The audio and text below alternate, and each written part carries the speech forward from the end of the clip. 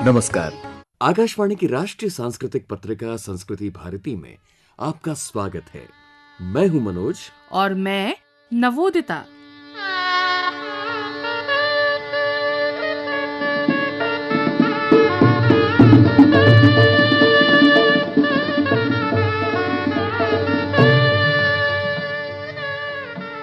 ये संगीत, ये सुर एक बहुप्रतीक्षित बदलाव की दस्तक दे रहे हैं ना?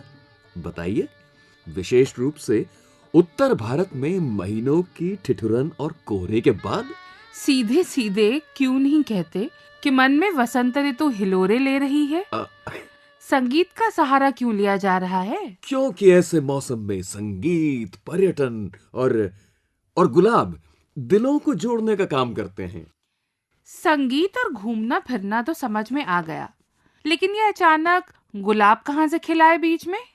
क्या है, देखो, व्यावहारिकता की दृष्टि से मैं आधुनिक लोकप्रिय संस्कृति की ट्रेंड्स पर भी नजर रखता हूँ। इस मौसम में कुछ दिन आते हैं जब युवा दुगने तिगने दामों पर गुलाब खरीदते हैं।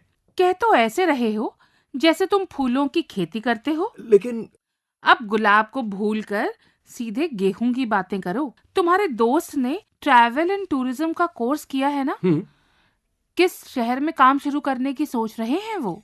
सच कहूं, पिछली 22 जनवरी को ही मेरे कई दोस्तों को एक नई राह मिल गई। ये पल पवित्रतम है।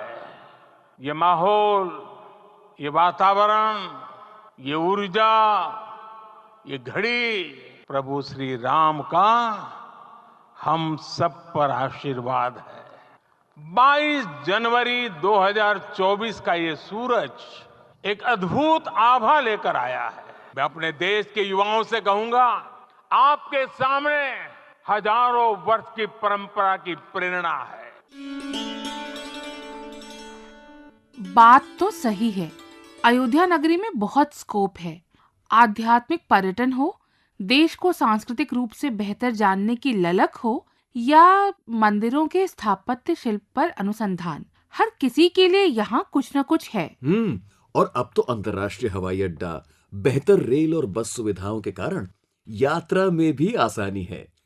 IRCTC ने तो अब Ramayan circuit tourist train service भी शुरू कर दी है। श्री राम मंदिर के अलावा वहाँ और भी कुछ प्रासंगिक स्थल हैं जिनके बारे में तुम्हारे दोस्तों को पता होना चाहिए। वो कौन से? उदाहरण के तौर पर हनुमानगढ़ी, श्री नागेश्वर नाथ मंदिर, कनक भवन, त्रेता के ठाकुर, श्रृंगी ऋषि आश्रम, श्रृंगवेरपुर, वशिष्ठ कुंड, अनेक प्राचीन जगहें हैं और हर किसी के साथ एक गाथा जुड़ी हुई है। तो दोस्तों, देश के स्वर्णिम अध्याय को वंदन करते हुए मिलकर सुनते हैं आकाशवाणी की राष्ट्रीय सांस्कृतिक पत्रिका संस्कृति भारती।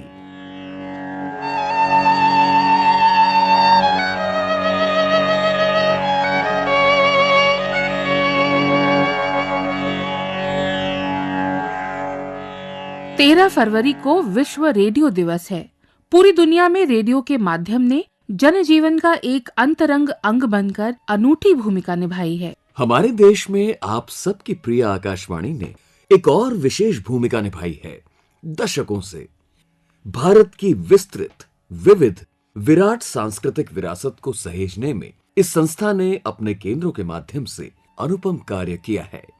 आकाशवाणी की लंबी समृद्ध यात्रा में हर क्षेत्र से नामी लोग इससे जुड़े रहे। न जाने कितनी प्रतिभाएं संस्था के स्टूडियोज में पल्लवित हुईं, आगे जाकर नए क्षितिज छूने के लिए। जाने माने व्यंग्यकार और शिक्षाविद डॉक्टर प्रेम जन्मेजय अपनी कुछ अनमोल यादें पत्रिका से साझा करते हुए। व्यक्ति का शैशव काल जो है अनेक रूपों में अनेक समय चलता है। तो एक मेरा शैशव काल आरंभ होता है प्रयागराज से, इलाहाबाद से, जहाँ मेरा जन्म हुआ। और उस समय का इलाहाबाद और आज का इलाहाबाद देखें तो हर शहर आजकल एक जैसा लगता है। पर मेरे साहित्य लेखन का शैशव काल जो है वो आरंभ होता है दिल्ली में आकर। यहीं मेरी शिक्षा दीक्षा हुई है, जिसको हायर एजुकेशन कहते हैं।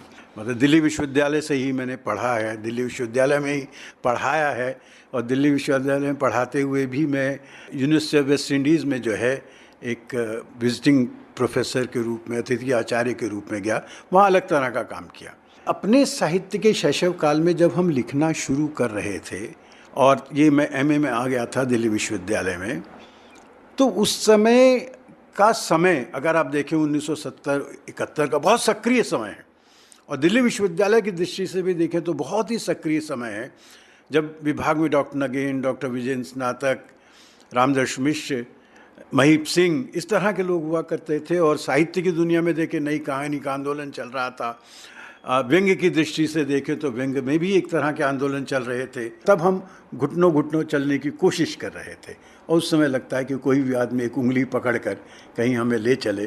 तो ऐसे समय में, जिसको कई बार कहते हैं ना ब्रेक, ऐसे समय में एक व्यापक दुनिया से जोड़ने के लिए आकाशवाणी की भूमिका बहुत महत्वपूर्ण रही मेरे लिए। कि हुआ क्या कि उन्हीं दिनों आरंभ हुआ था युववाणी, और रमानाथ अवस्थी जी उसको देख रहे थे, तो उनसे मिलना जुलना होता था नंदन जी के कारण भी। 1969-70 की बात है कि कमला सांगी उस समय वहाँ पर आई थी, वो युववाणी को देख रही थी। तो मैं एक रचना पढ़ने के लिए गया, तो रचना पढ़ के जब बाहर आया तो एक सज्जन बड़े खूबसूरत देखने में मिले कि आप रिकॉर्डिंग करा के आए? मैंने कहा जी हाँ। तो बोले कि क्या? मैंने कहा व्यंग्य लिखता हूँ, रचनाएं लिखता हूँ, वो करवा के आया हूँ उसकी रिकॉर्डिंग। तो कहते और क्या लिखते हैं? नाटक लिखते हैं? मैं कहा उन दिनों मैंने एक आध नाटक लिखा था जो कॉलेज की पत्रिका में छपा था। किस तरह के नाटक लिखते हैं? तो मैंने उनसे कहा कि उन दिनों जैनेन्द्र जी को भी पढ़ रहे थे हम, कुछ मनोवैज्ञानिक को मनोविज्ञान, हम लोगों के दिमाग में लगता था कि साहित्य में बड़ी बात करनी है तो मनोविज्ञान, दर्शन, ये चीज़ें होनी चाहिए। तो वो सज्जन जो आए बाहर, जो मिले, मैंने जिनके बारे में बता रहा हूँ, खूबसूरत से, बड़े आकर्षक से, और जिनको देख के लगता था कि स्वयं में वो नाटक हैं, तो वो कुमुद नागर जी, अमृतलाल नागर जी के बेटे थे। तो मैंने कहा मैं मनोवैज्ञानिक नाटक लिखता हूँ, अपने हमारे युवा मन की जो मनोविज्ञान है उसको लेके। अरे रे, ये तो बहुत बढ़िया है, तो आप मुझे 2-3 नाटक या कोई एक नाटक हो तो बताइएगा। तो मैंने कहा ठीक है, मैं 2-3 दिन में आता हूँ। तो मैंने एक नाटक लिखा उस समय, उसका शीर्षक था लड़ाई। तो लड़ाई मतलब हम युवा व्यक्ति को कहाँ कहाँ लड़ना पड़ता है परिवार में, नौकरी के लिए वो। तो उनको बहुत पसंद आया, तो उन्होंने कहा अरे ये अच्छा है, तो उन्होंने कहा इसको हम रिकॉर्ड करते हैं। तो उन्होंने वहाँ पे मनोज भटनागर इसके नायक थे, बांके बिहारी भटनागर जानते हैं, बहुत अच्छे पत्रकार थे, हिंदुस्तान में थे, तो उनके बेटे थे वो। तो उन्होंने वो नाटक किया, और 5 नाटक उन्होंने किए। उसके बाद कुमुद नागर जी, अमृतलाल नागर जी के बेटे, वो चले गए, वापस लखनऊ चले गए थे। तो वहाँ से एक शुरुआत आई। फिर उसके बाद तो सोमदत्त जी, यहाँ पे नेशनल चैनल शुरू हुआ था अपना जवाहरलाल नेहरू स्टेडियम में, तो उनसे मुलाकात हुई। उनको मालूम था कि मैं नाटक लिखता हूँ, तब उन्होंने मुझसे, तब 1 घंटे का स्लॉट होता था, और कई नाटक तो मैंने उनके लिए जो लिखे जो 2 घंटे के थे, और वो अगली बार के उसमें चलते थे। जैसे पत्थरों का सौदागर, उसको लिखा। पिक्चर ऑफ डोरियन ग्रे, मतलब एक चित्र की हत्या, उसको किया। रोम की नगर वधू, फिर उसके बाद जो है उसमें किरचे नरेंद्र कोहली का था, उसको लिखा। मृगनयनी वृंदावन लाल वर्मा जी का। और फिर उन्होंने मुझसे कहा आप साकेत का किसी तरह से नाट्य रूपांतर कर सकते हैं तो कविता में, तो मैंने उसका किया। तो इस तरह से वो करते हुए फिर बाद में, और आकाशवाणी से मेरा संबंध आज तक है, बना हुआ है। और एक बात मज़ेदार और बताऊं कि जब देश की 50वीं सालगिरह थी, स्वर्ण जयंती थी, उस समय लक्ष्मीकांत वाजपेयी जी वहाँ पर थे, और उन्होंने मुझसे कहा कि आप राजपथ पर होने वाला जो कार्यक्रम है इस समय में, उसकी आप कमेंट्री भी करें। तो वो भी मैंने किया। तो इस तरह से मेरी यादें जो हैं वो आकाशवाणी के साथ जुड़ी हुई हैं। एक बहुत लंबा रिश्ता है, और ये रिश्ता ऐसा है कि लगता है कि कभी ख़त्म नहीं होगा।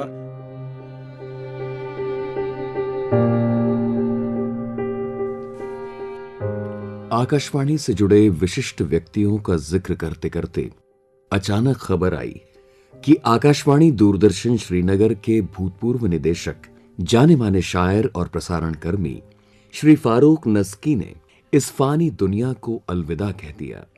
उन्हें साहित्य अकादमी पुरस्कार से भी नवाजा गया था।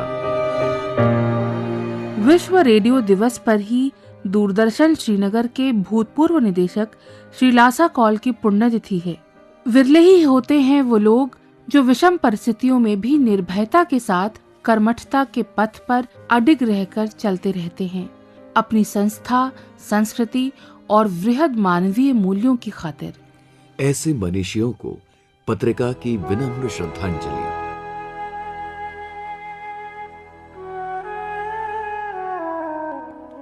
समय की धारा ने पिछले दिनों भारतीय शास्त्रीय संगीत जगत में भी अपना रौद्र रूप दिखाया। विश्व रेडियो दिवस से ठीक एक महीना पहले सुविख्यात शास्त्रीय गायिका और शिक्षाविद डॉक्टर प्रभा अत्रे ने इहलोक में अपनी अंतिम सांस ली। डॉक्टर प्रभा अत्रे के विस्तृत सांगीतिक योगदान को शब्दों में समेटना कोई आसान काम नहीं। उनकी कार्य यात्रा के साथ नजदीक से जुड़ी हुई प्रख्यात हिंदुस्तानी शास्त्रीय गायिका विदुषी डॉक्टर श्रुति साडोलेकर अपने भावपूर्ण अंदाज में उनके योगदान के सार को उद्धृत करते हुए, अपने जीवन में बाल्यावस्था से ही संगीत क्षेत्र के अनेक दिग्गजों का, उनकी कला का और विचारों का परिचय होने का सौभाग्य मुझे मिला, जो मेरी दृष्टि से एक दुर्लभ योग है। प्रभाताई अत्रे जी मेरे पिता पंडित वामनदास सडोलीकर जी के साथ रेडियो में एक संगीतिका के संदर्भ में रिहर्सल के लिए आया करती थी। उनका गाया गीत आज भी मुझे पूरी तरह से याद है। मज सम कोमल सुमनानो या, मज सम कोमल सुमनानो या, गुंफाया नवमाला, गुंफाया नवमाला, गुंफाया नवमाला। प्रभा जी एक सुविद्य, सुस्वरूप, सुशील और विचारंत महिला कलाकार थीं। आपने सरगम पर शोध प्रबंध प्रस्तुत कर बंदिश के शब्दोच्चार के साथ गायन में सरगम के उच्चारण में निहित सौंदर्य का भी बोध कराया। अपने घराने की सारी प्रतिज्ञाओं का पालन करते हुए अपनी सौंदर्य दृष्टि के अनुसार प्रभा जी ने गायन प्रस्तुति का अनुशासन बनाया था। सुरेश बाबू माने और हीराबाई बड़ोदकर जी से प्राप्त तालीम के बलबूते पर अनेकों बंदिशों की रचना की और नवराग निर्मिति में भी प्रभाताई अग्रसर रही। शास्त्रीय संगीत, संगीतिका, नाट्य संगीत, नृत्यानुकूल संगीत दिग्दर्शन, संगीत विषयक अनेक पहलुओं पर सब प्रयोग, व्याख्यान आदि से प्रभा जी ने अपने आप को सदैव कार्यरत रखा। इस महान कार्य के लिए उन्हें 3 पद्म पुरस्कार प्राप्त हुए। लखनऊ के भातखंडे संगीत समय विश्वविद्यालय के कुलपति के कार्यकाल में मैंने प्रभा जी को दीक्षांत समारोह में विशेष अतिथि के रूप में आमंत्रित किया था। उस समय छात्रों को आपने अपने विचारों से, व्याख्यान से बहुमूल्य मार्गदर्शन किया था। पुणे में स्वर योगिनी प्रभा अत्रे शास्त्रीय संगीत पुरस्कार स्वयं प्रभा जी के कर कमलों द्वारा प्राप्त करना मेरे लिए एक बहुत ही रोमांचकारी अनुभव था। शास्त्रीय संगीत की प्रस्तुति के खास अंगों की जानकारी गुरुकुल द्वारा नई पीढ़ी को दीक्षित शिक्षित करने हेतु प्रभा जी ने अपना गुरुकुल प्रस्थापित किया था। आशा है कि उनके शिष्य ऐसे दिग्गज कलाकार की विद्या और विचारों का धन भविष्य में भली भांति अपने गायन में प्रवाहित करेंगे। सुशील कलावती स्वर योगिनी प्रभा अत्रे जी को मेरा शत शत नमन। शास्त्रीय संगीत और आकाशवाणी का चोली दामन का साथ रहा है, जैसे हमने शुरुआत में ही कहा था। आकाशवाणी परिवार के ही सदस्य, जाने माने शास्त्रीय गायक पंडित चंद्रशेखर वजे डॉक्टर प्रभा अत्रे की स्मृतियों को ताज़ा करते हुए 13 जनवरी 2024 हमारे हिंदुस्तानी शास्त्रीय संगीत के सांगीतिक पर्व उसका लय हुआ। विदुषी प्रभा अत्रे जी हमारे में नहीं रही। मैं खुद जिस घराने से बिलोंग करता हूँ उसी घराने की वो एक महान गायिका, किरानी घराने की जिन्होंने नींव डाली वो अब्दुल करीम खां साहब, और आगे चल के हमारे भीमसेन जी है, गंगूबाई हनगल जी है। इस घराने को एक नई ऊंचाई, एक नया आयाम इन सब लोगों ने दिया। उसमें एक प्रभा अत्रे जी भी है, सुरीली लेकिन उतने ही सात्विक और सोज्वल रूप की गायकी उनकी मुझे आज भी याद है। जब मैंने गाना शुरू भी नहीं किया था, गाना समझता तो नहीं था, लेकिन जब मैंने उनकी पहली महफिल सुनी थी, आज भी याद है, D.R. नेरुरकर साहब एक तरफ तबले पे, अनंत राणे जी हारमोनियम पे, और एक लोभस मुद्रा की एक गायिका, और बहुत ही सुरीली ढंग से गा रही है, आज भी मुझे याद है। और उसके बाद उनका खास मेरे गुरुजी पंडित सदाशिवराव पवार, इनके एकेडमी में उन्होंने राग जोग गाया था। उसमें सा ग म प ग म ग सा नी ग नी सा ग ग नी ग, ये दो गंधार और मध्यम, इसमें उन्होंने इतने बारीकियाँ की है, इतनी हरकतें की है। अपने गायकी में उन्होंने जो सरगम का प्रयोग किया, वैसे सरगम का प्रयोग हमारे अब्दुल करीम खां साहब ने भी किया, आमिर खां साहब ने भी किया, लेकिन इन्होंने और उसको एक आयाम दिया, क्योंकि उन्होंने इस कर्नाटक म्यूज़िक का भी अभ्यास किया था। तो कर्नाटक शैली से का अभ्यास होने के कारण उनकी सरगम की जो अदाएँ थी वो एक थोड़े से हटके थी। और प्रभाती जी एक ऐसी गायिका कि उनकी पहली जो रिकॉर्ड आई, एक तरफ मारू बिहाग और दूसरी तरफ राग कलावती, और इतने पॉपुलर हुई कि एक रिकॉर्ड से वो पूरे भारत भर, पूरे संगीत के विश्व में छा गई। और वो कलावती की जो एक ताल की बंदिश है, इतनी बढ़िया है।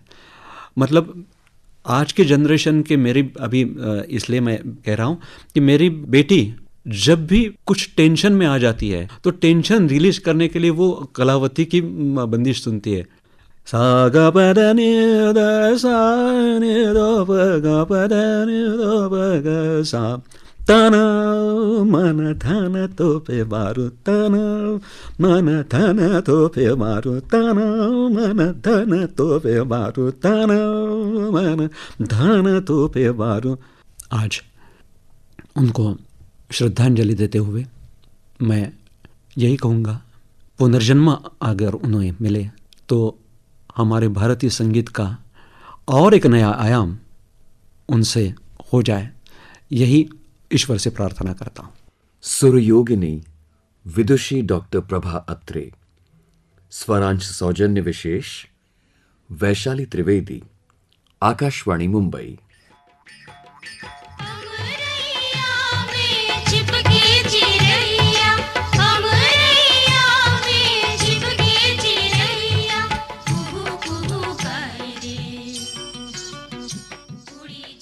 ये सुर, ये स्वर संकेत करते हैं एक शाश्वत सत्य की ओर।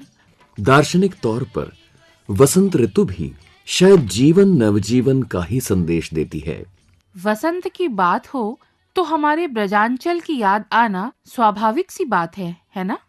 आइए हमारे आवाजों के खजाने से चुनते हैं कुछ स्वर मोती, आगामी वासंती फिजाओं को समर्पित। ब्रज संस्कृति के मूल तत्वों में प्रकृति प्रेम, संगीत और साहित्य आराधना के साथ नवधा भक्ति, इन सभी की चेतना समाहित है ब्रजराज श्री कृष्ण में। यहाँ के लोक व्यवहार, संस्कार, सदाचार और परंपराओं में नंद नंदन स्वयं परिलक्षित होते हैं। प्रकृति अनुगामी ब्रज के जनजीवन का आधार यहाँ के पर्व और उत्सव हैं। इसी कारण ब्रज संस्कृति को उत्सव प्रधान संस्कृति कहा जाता है। गीता में स्वयं श्री कृष्ण ने कहा है, मैं कीर्ति में, वाक में, स्मृति और मेधा में स्थित हूँ। मैं महीनों में मार्गशीर्ष और ऋतुओं में बसंत हूँ, जहाँ जीवन उत्सव मनाता है। सच है, वसंत ऋतु जड़ और चेतन को जीवन रस प्रदान करती है। ब्रज में नव पल्लव लिए वन, कुंज निकुंज, उत्तरायण हुए भास्कर की रश्मि किरणों का आलिंगन करते हुए बसंत का मानो स्वागत कर रहे हैं।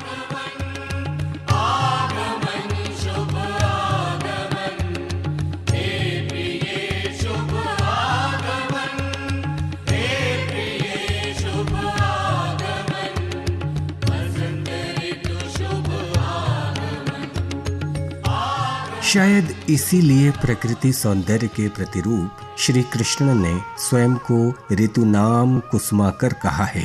प्रकृति और आध्यात्मिकता का ये चेतना काल ब्रज में बसंतोत्सव के रूप में आयोजित होता है।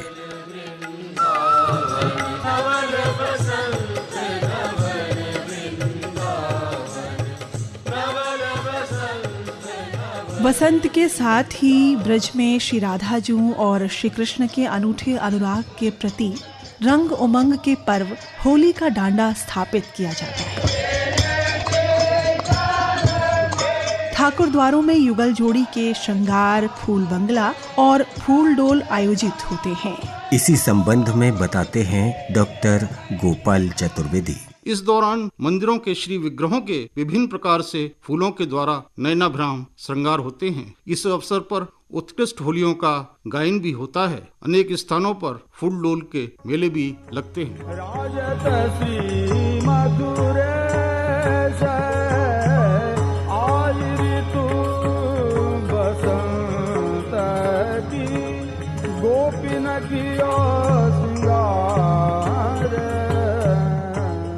ब्रज में 40 से 50 दिवसीय फाग महोत्सव में धमार, फाग गायन और रसिया गायन परंपरा अपने आप में अनूठी है। इन आयोजनों में रस, रंग, आनंद, अनुभूति के लिए देश विदेश से श्रद्धालु ब्रजवास हेतु यहाँ आते हैं। हरे कृष्णा, मेरा नाम रोहिणी नंदन है। मेरा देश मेक्सिको से। So Vrindavan is the best place for do that. Every place where you go, you remember Krishna, you have the contact with devotees of Krishna, so it's the best place. That's why I came to Vrindavan.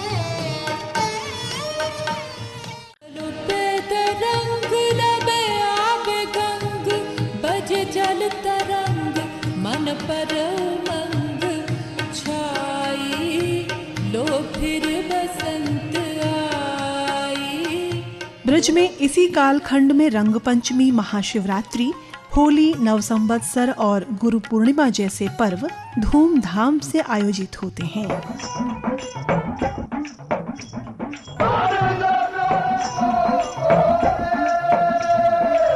फाग महोत्सव में अबीर, गुलाल, टेसू के रंगों के साथ फूल होली और बरसाने की लड्डू होली श्री ठाकुर विग्रह के समक्ष आयोजित की जाती है।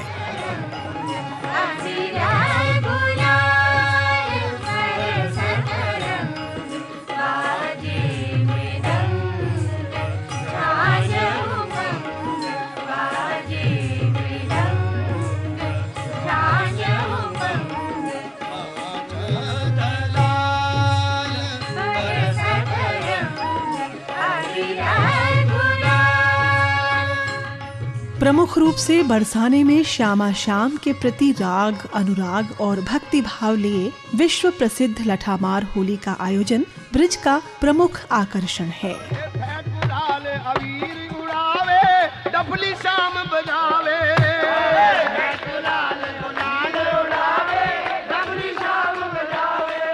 श्री कृष्ण के सखा रूप में होरियार और श्री राधा जी की सखियों के रूप में होरियार ने इस अवसर की प्रतीक्षा में तैयारियां करते हैं। इस परंपरा पर प्रकाश डाला गोस्वामी सत्यनारायण मधु ने। हमारे यहाँ जो महीना भर से पहले ही 2 महीना 2 महीना पहले से यहाँ की जो ब्रजगोपी हैं ब्रह्मचर्य व्रत को पालन करके नहीं और बहुत अच्छी तरह से खुराक खाए कि नहीं, हृष्ट पुष्ट तंदुरुस्त है कि नहीं, लाला से होली खेलने के काजें तत्पर रहे। नंदगाम बारे अपने लाला के प्रतीक में वहाँ की झंडी लेके नहीं आएंगे, प्रिया कुंड पर सब एकत्रित होंगे, अपनी पगड़ी बांधेंगे, अपना श्रृंगार करेंगे और गुलाल लगा के नहीं अपने राधा रानी के महल की ओर चलेंगे गीत गाते हुए कि दर्शन दे निकट छटा में थे। हम यहाँ थे बरसाने के समस्त स्वामी एक चौपाई के रूप में वहाँ जाएं और उनकी अगवानी करें और मां मंदिर में जाए कि नहीं समाज गायन होए।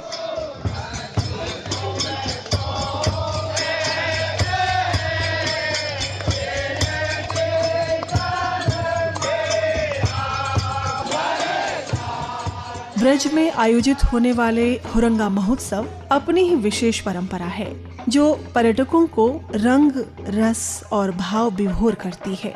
दाऊजी में आयोजित हुरंगे पर विचार रखते हुए डॉक्टर घनश्याम पांडे। ठाकुर जी के आज्ञा थे, ठाकुर जी के चरणों में मुखिया जो हैं वो गुलाल लगाए गए और फिर उड़ा में वो गुलाल उड़े बजाबाद का प्रतीक है कि ठाकुर जी ने आज्ञा दे दी कब आप जाके हुरंगा खेलो। और फिर उसके बाद में भाभी और देवर, इसके अतिरिक्त कोई तीसरा नहीं, भाभी और देवर ही खेलेंगे।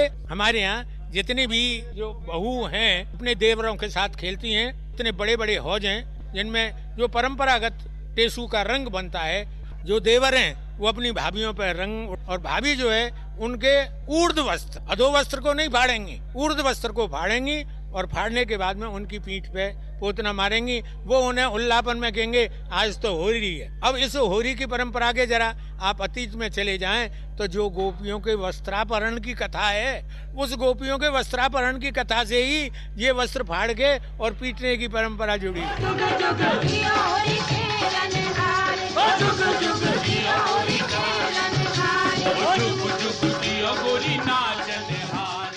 अतिथि देवो भव, इस परंपरा का निर्वहन करते हुए ब्रजवासी ठाकुर जी के प्रसाद रूप में निर्मित चंद्रकला, कुपड़ी यानी रबड़ी, पापड़ी, खजला, गुजिया, ददशकजा, बरख यानी बड़ा आदि पकवानों से अतिथियों का स्वागत करते हैं। ब्रज में बसंत और फाग महोत्सव उत्सवों की परंपरा का उल्लेख अंग्रेज कलेक्टर F.S. ग्राउज ने अपनी पुस्तक डिस्ट्रिक्ट मेमोयर में भी किया है। इस प्रकार ब्रज मंडल में 40 से 50 दिवसीय उत्सवों की ये विशेष श्रृंखला रसिक परंपराओं का निर्वहन करते हुए ब्रज की साझी कलाओं को उन्नति प्रदान कर कलाकारों को प्रश्रय ही प्रदान नहीं करती, अपितु विश्व को साझी संस्कृति का संदेश भी देती है, जिसके प्रत्यक्षदर्शी होते हैं देश विदेशों से पधारे श्रद्धालु और पर्यटक। इन आयोजनों से ब्रज के आर्थिक, सामाजिक और पर्यटन के विकास की संभावनाओं में वृद्धि हो रही है। परंपराओं की ये वर्तनी निर्बाध रूप से काल के पृष्ठ पर अपनी कीर्ति अंकित करती रहेगी।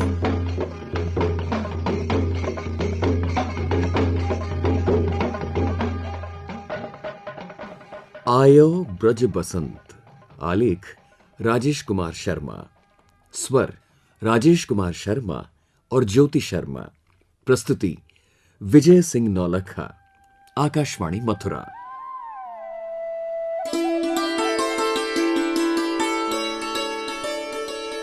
तो अब वासंती उल्लास का रसास्वादन करते करते एक झलक कला संस्कृति जगत की कुछ प्रमुख खबरों आयोजनों की। पिछले दिनों नई दिल्ली के पुराना किला मैदान में 7वां अंतर्राष्ट्रीय रामायण मेला आयोजित किया गया। इस वर्ष की थीम थी connecting the world through Ramayan. इसमें जाने माने भारतीय और अंतर्राष्ट्रीय नृत्य नाटक समूहों ने विभिन्न शैलियों में मंचन किया। महोत्सव में 7 अलग अलग देशों से रामायण की विभिन्न व्याख्याएं पेश की गईं। इन्हीं दिनों सांस्कृतिक विविधता का प्रसिद्ध उत्सव 37वां सूरजकुंड अंतर्राष्ट्रीय शिल्प मेला भी चल रहा है। इस वर्ष भागीदार राज्य है गुजरात और भागीदार देश है तंजानिया।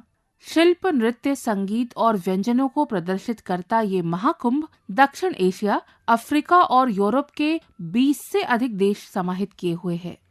इस वर्ष की पद्म पुरस्कारों की घोषणा में 50 से अधिक नाम ऐसे हैं जिनका सीधा संबंध कला संस्कृति जगत से है। इनमें लोकप्रिय संस्कृति, खासतौर पर फिल्म जगत से जुड़ी कुछ विभूतियां भी हैं जिन्होंने उस क्षेत्र में उत्कृष्ट कार्य किया है।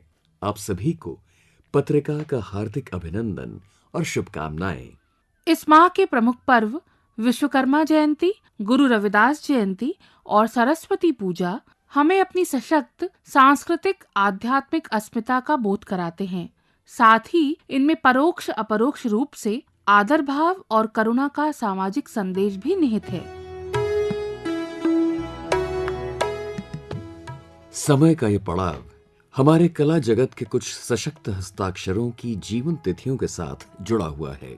उस्ताद अमीर खान, पंडित भीमसेन जोशी, पंडित कुमार गंधर्व और सैयद हैदर रजा के अतुलनीय योगदान को नमन करते हुए मनोज माइंडकर और नवोदिता मिश्रा आपसे अनुमति लेते हैं।